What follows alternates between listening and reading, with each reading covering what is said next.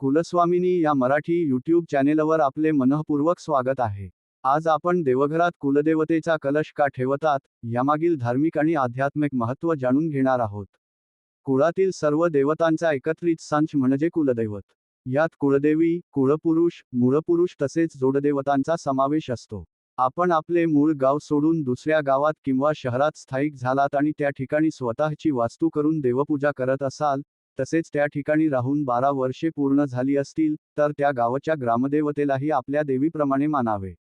ज्या देवीची आपल्या कुळातील मूळपुरुषाने भक्ती केली, तीच देवी त्या कुळाची कुलदेवता बनली. ज्यांना स्वतःची कुलदेवता माहीत नसेल, त्यांनी कुलदैवतेच्या नावाने कलश किंवा नारळाची स्थापना केली तरी ते मान्य आहे. अशा कलशामध्ये आपल्या कुळातील सर्व देवतांचे तत्त्व वास करते, असे मानले जाते. कलशात असलेल्या पाण्यात मूलतत्वाचा वास असतो. त्यामुळे पाषाणमूर्तीपेक्षाही कलशाला उच्च तत्वाचे प्रतीक मानले जाते. या कलशासमोर केलेली भक्ती म्हणजे साक्षात कुलदेवीसमोर बसून केलेली भक्तीच होय. कलशावर केलेला अभिषेक, ओटी भरणे किंवा मानपान करणे हे सर्व देवीपर्यंत पोहोचते, अशी श्रद्धा आहे. अशा कलशामध्ये देवीतत्व जागृत असते. मंदिरातील देवीतत्वाइतकीच ऊर्जा या कलशातही असते, असे मानले जाते.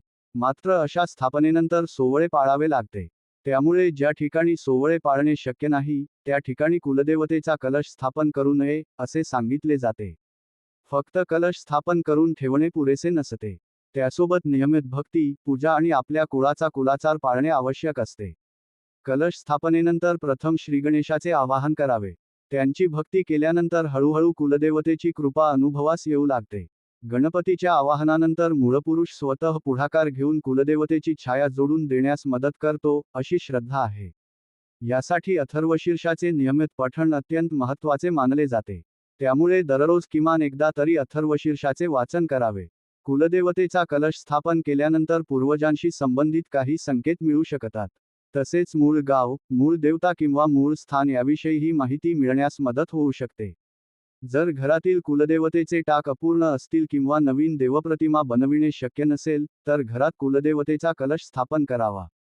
कारण त्या कलशामध्ये कुलदैवतेची सर्व तत्त्वे विराजमान असतात. आजच्या भागात आपण कुलदैवत आणि मूळपुरुष हा विषय अगदी सोप्या आणि थोडक्यात शब्दांत समजून घेण्याचा प्रयत्न केला. अशाच धार्मिक, आध्यात्मिक आणि पारंपरिक माहितीसाठी कुलस्वामिनी _7 या मराठी यूट्यूब चॅनेलला नक्की फॉलो करा.